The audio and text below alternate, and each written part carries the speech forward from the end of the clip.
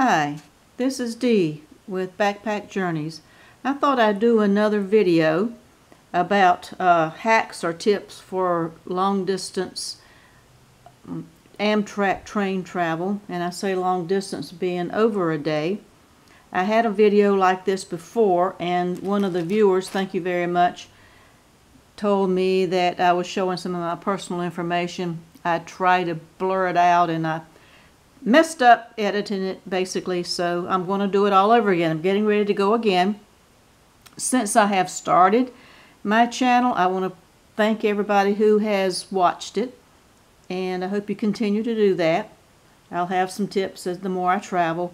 Since then, I have gone on a long distance cross-country Amtrak train, the Southwest Chief. I did that the end of May to June for about 2 weeks, which was nice. That one goes from Chicago all the way to LA. I stayed in Flagstaff most of the time, but I wound up in San Diego. But that was, I have some videos on that, so please check all that out. That was a great trip. And my hacks that I had came in handy. Some came in handy, some didn't come in handy, and I've learned some things since then too. So I'm getting ready to go on the Empire Builder right after Thanksgiving. I'm going to leave from New York. I live in North Carolina, so I'm going to be spending Thanksgiving in New York City for a few days, and then I'm going to head out from New York to Chicago and get on the Empire Builder, and I'm going to Portland. This particular train goes up around the Canadian border, and I'm looking forward to that, taking a winter trip and using some of my new hacks that I have come up with. So let's get into it. So that's the background, so let's get into it. I've got some things on the computer here, just I don't have anything fancy backdrop or whatnot. I just place it all on my computer. Some things to do. What I do, number one, and I'll get it out of the way. Here is a fan. The fan's battery is dead, and I don't have a charger that will work for it, but it was worth it. Some places on the train can be hot, particularly if you have a sleeper car. The control in some of the cars is not that great. You may be hot, you may be cold. It helps to have it. I got this on eBay for under $10. Even though the battery's dead, it was well worth the $10 on that trip, because I took this one on the California Zephyr, which is almost 3 days each way, so that was a week on the train right there. Here's another tip that I got at the dollar store. I'm going to give a plug to the Dollar Tree. What I do is I just go up and down the aisles of the Dollar Tree before I go on a trip, and I just load up there. It works fine. This is a light. This one has a light here and a light there. You don't need a light. The train's going to have lights when they shut them down. I have been on a train that has been shut down completely. It was in the daytime though, with no electricity. What I would like to suggest is, if you like to read or like to stay up late and you're a night owl, to keep from bothering people behind you who may not be night owls and want to sleep. Particularly if you're in coach. If you're in sleeper car, it's not going to matter. But if you're in coach, instead of turning on the overhead light, any of the overhead lights goes into the eyes of the people around you. I learned that. I don't like it. I wear an eye mask. So here we go. $1 at the Dollar Tree. It will help people around you to like you a little bit better. And if you're on a long distance trip by coach, you do want to have your neighbors kind of like you. It makes the ride a whole lot easier. So now we're going to get into mainly what I have that people forget about. And here are the earplugs. I always pack some earplugs for that very reason. Noise, and even if you're in sleeper cars, it doesn't mean it's going to be quiet there. One of my sleeper cars I rode on the California Zephyr, we were over an axle, so that was noisy and bumpy. That's why I travel coach now. I don't sleep on the sleeper cars. Not for everybody. I'm the only one I know that's happened to that can't sleep in sleeper cars, but it's an individual preference. Be sure to pack some earplugs. If you need them, fine, great. If you don't need them, that's fine too. I don't pack the whole box. I just take out a couple and then stick them in a plastic bag. You'll find out I carry everything in a plastic bag. I carry everything in a plastic bag. It takes up a whole lot less space. I make sure I take whatever I need. Now remember, if you're on a long distance train, you will spend, the trains that I have been on and the ones that when I'm going on, I'm understanding, when you're in the plains in the United States, you're not near anything. It's kind of boring unless you like to see corn for hours and hours. That's mainly what it is. It's just prairie, farmland. There are no towns. So if something comes up, there's nowhere to stop and get off. And even when you do stop in town, you don't stop for long. It's just very few on these long distance trains, very few stops where you can get out to stretch your legs. And they'll give you maybe 5 minutes, depending on if they're behind or not. They should give you longer than that, but I have been on a train where they got behind the schedule. They wanted to make up time. By the time I got off the train, walked just seemed like a few seconds. It probably wasn't even a minute. They blew the whistle, everybody get back on, let's go. They usually have one stop for the complete trip where it's an extended stop. You can go in the train station, you can buy souvenirs, they usually, or depending on where you are. California Zephyr, they have Dave's Depot. He has snacks and he has souvenirs. You go in the Southwest Chief, you stop in Albuquerque, they have vendors there on the streets. They have a full grill. You can get hamburgers, hot dogs, whatnot. So you will stop one time, but just keep that in mind. That's in a 2 or 3 day trip. You'll stop that long for one time to go buy things. So it's better to have it and not need it than the other way around. What I have right here in this plastic bag is a first aid kit. What you might need in a first aid kit. It got a little bit of antibiotic, a little bit of Band-Aids, Q-tips, whatever you need. This is in addition to what you normally pack. Okay? This is in addition to what you normally would pack. Also, excuse me, also I carry all kinds of over-the-counter medications. Right here is this stuff for the stomach, but I carry all kinds. Put a Ziploc bag, and I actually do carry a backpack as one of my luggages. A backpack, I can just stick them in there, fold it up. It's better to have it and not need it than the other way around. There's nothing worse than being sick on a train. I have been on a train with a sick person. Been on a train with more than one sick people. One was a travel partner and one happened to be just someone else on the train. It is not fun for them, and it's not fun for you to be in that position either. So there. This one right here I have, this is something I would suggest to do, is carry some wipes. Be sure to carry some wipes if you're in coach. You're going to be there for a long time with no shower access. And yes, I know we all tend to, you are going to smell, we all tend to, going to have the same smell kind of thing. But take some wipes with you. If you're in a sleeper, you're going to have access to a shower. Now, this is if you're not in, I carry them regardless of whether I am or not. Okay, but particularly if you're in coach, take some wipes. Cost $1. I can't go to the dollar store, put them in a plastic bag. Now, what I would like to say, I'm going to put this back down here so I have something to show.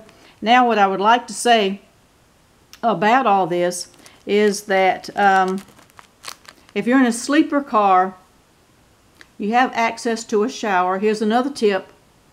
Don't do your regular home routine. If you're used to getting up between 6 and 7 o'clock in the morning, having your cup of coffee, reading the paper, don't do that routine. Everybody does that routine, and you'll have a hard time getting in the shower. Get up in the middle of the night. Get up early. Get up in the middle of the night. Wait till late. Whatever. If you get up, if you're the type person that wakes up in the middle of the night anyway, if you're the kind of person that has to go to the bathroom in the middle of the night, take your shower when everybody else is asleep. Guarantee you everybody's going to be awake and trying to hit the showers at the same time. They only have one shower per car. Keep that in mind. It's another little tip. You might not want to do that, but it's a lot more convenient than waiting. So we've got that. Another thing I think is more important would be your prescription medications. Remember, it is true when you're traveling or when you're anywhere that you can, if you run out of medications or they get lost or stolen or whatever happens to them, Having worked in a pharmacy myself, I know how this works. You can go to another pharmacy, wherever you are, and have the prescription transferred to that pharmacy and work on a deal, figure it out, whether to do an override with the insurance company or get enough to get you back home. Everything is fine and dandy. When you are on a long-distance train, remember there will be hours, if not a day, where you will be in the middle of nowhere. Where I was in Southwest Chief, there's a lot of cows. Saw a lot of cows, saw a lot of wind, I call them windmills, the wind turbines. You're on the California Zephyr, it's cornfields. For a whole day of cornfields. Day and a half of cornfields. There's nowhere to stop. So it's very important. So what I do several things. I carry too much medicine, and I carry them in different compartments. I will carry in an empty bottle all of my, I take a couple for blood pressure. What I carry is enough for the time that I'm going to be gone in one bottle, and I always keep it on my person. Now in the wintertime, I'll keep it on my jacket, in my jacket probably, but I do have pants with zippers in the pockets, so I will put them in the pocket. I'll have one. What I normally carry is this folder here that I got. I was lucky to get this. I only paid $5 for it. But this is something that you can put in. It holds a week. Now keep in mind you're going to be gone longer than a week if you're going on a long distance train. So you're going to need extra anyway. But this, what I have is I fill this up. Comes out, is 4 slots per day. So I can keep this all together. I can pull this out for the day and take just one day with me if I wanted to do that. I usually don't do that. I usually have something else to carry it is for the day. But I have this, and I put this in my backpack. I'll have this in my backpack, loaded up. In case something happens to the backpack, I'll have another bottle in my suitcase. I told you I'd rather have too much than not enough. And then I'll have a third bottle on my person somewhere, just in case. Because long distance, like I said, long distance, so there will be a lot of time in there when you don't have access. Better to have too much than not enough. And pharmacies will work with you if you tell them what you're doing. If it's not time for a refill, just tell them you're going on a long distance train travel. Trains do not run on time necessarily. Some will run on time, some will run far behind, some will run a little bit behind. Take extra anyway. I know I had a conversation with a former pharmacist that I went to their pharmacy. I don't anymore. She was trying to tell me last spring that she didn't want to refill one of my medications because my trip, I would be back 2 days before I would run out. And I said, well, you don't understand, I'm on a train. 2 days was cutting it too short. I've never been that far behind. I've been up to 8 hours behind on a train before. So you never know. Take extra anyway, okay? It's better to be safe than sorry. Some other tips. I want to say, with the earplugs, that reminds me, with noise, I want to say this about those traveling with children. It's not the children's fault.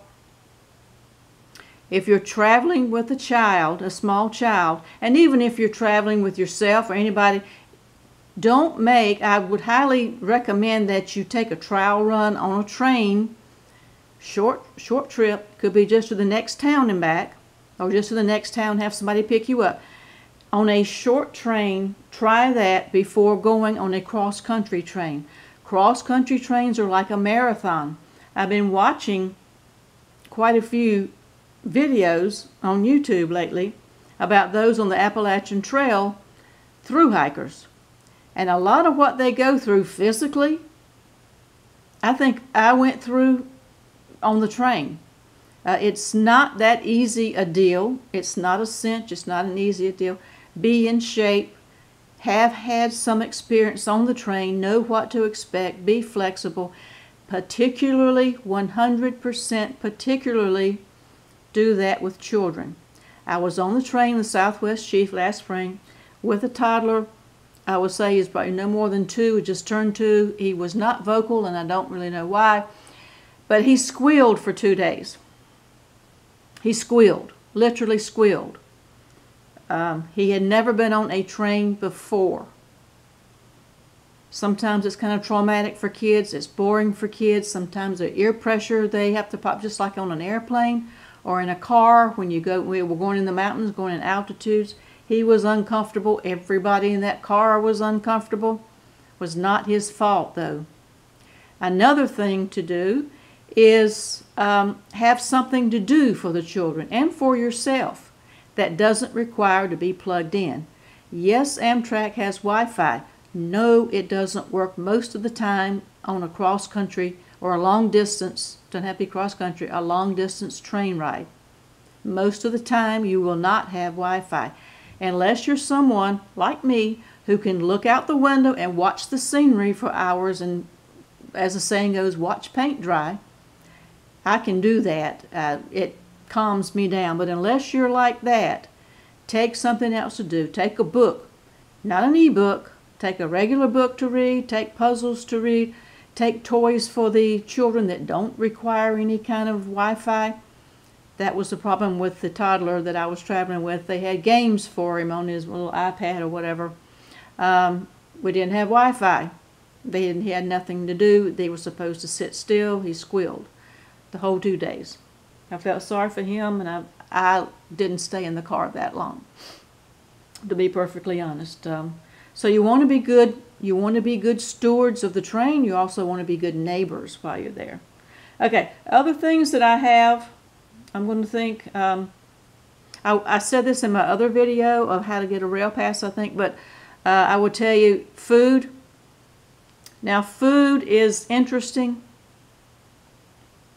You can carry food on a train. They don't go through your bags. They can go through your bags. Most of the time they don't.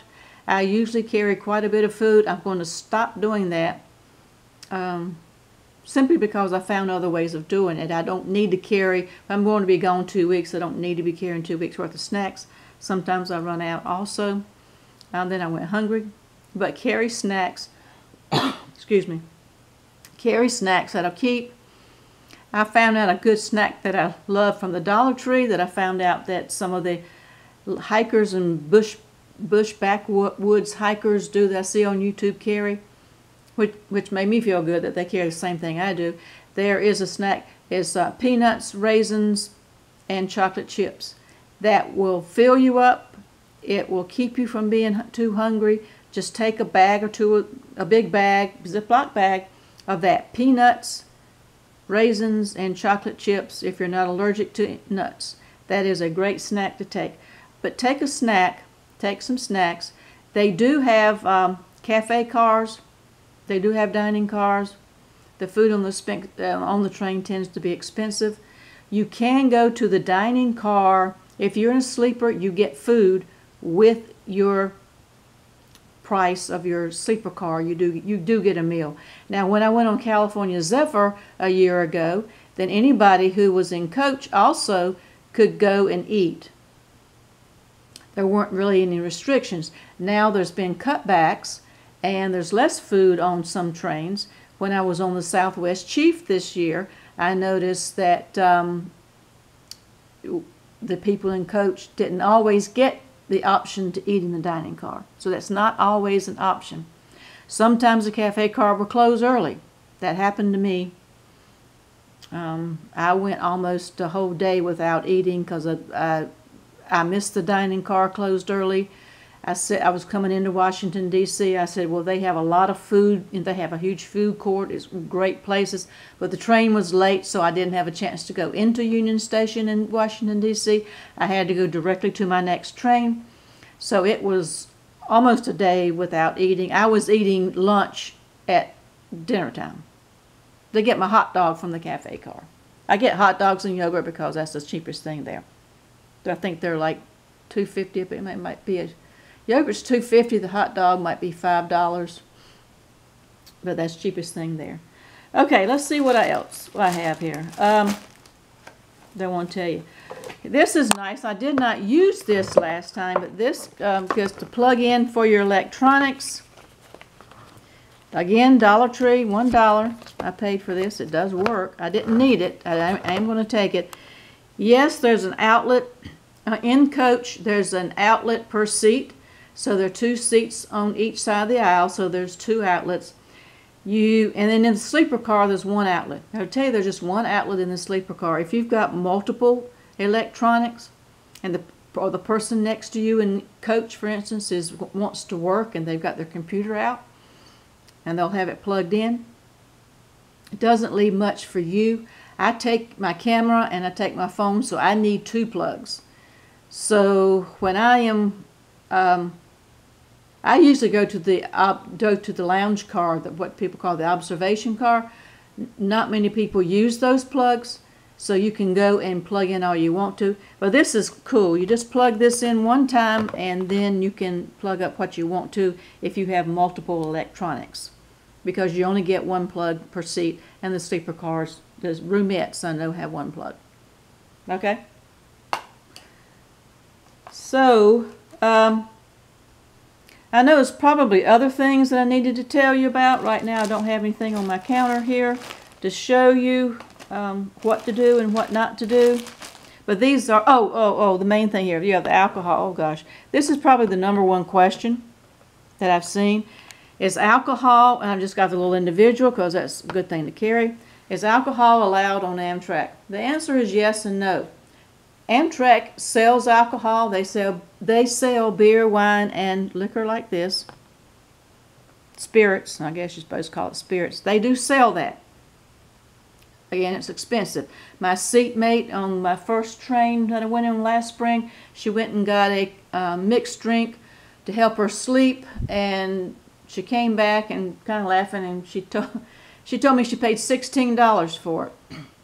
So she paid $16 for a rum and coke, just to give you some idea.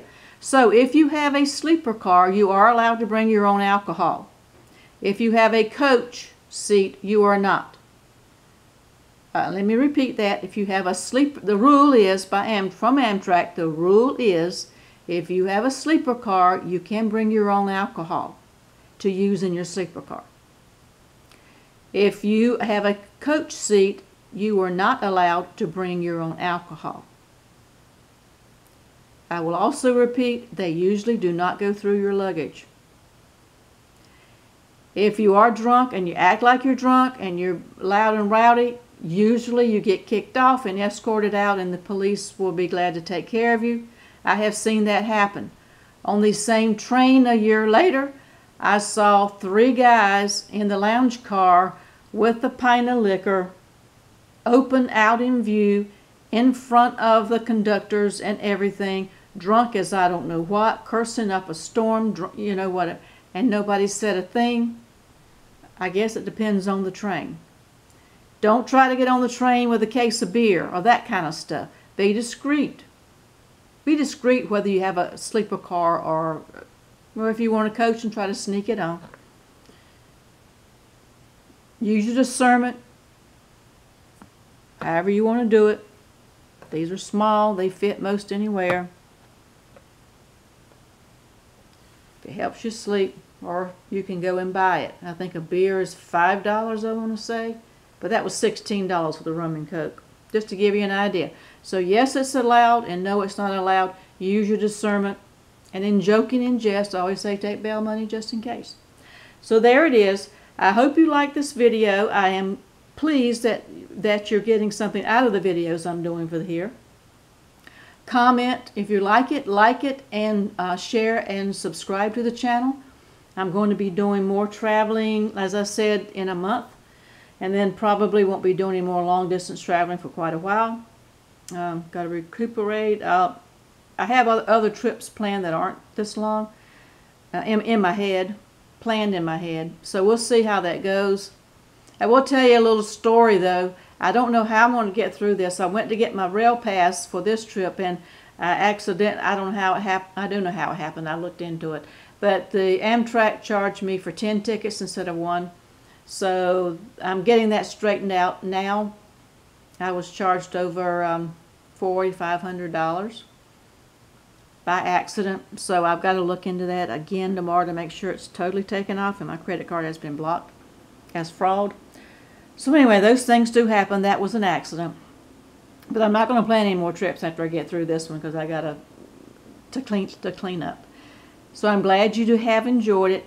If there's any questions that you need to know before going long distance that I did not cover, I'm sure there's a lot of things I did not cover, please ask them in the comments section, and I would be glad to get back with you. And so thank you again for enjoying my channel, and we'll talk to you later.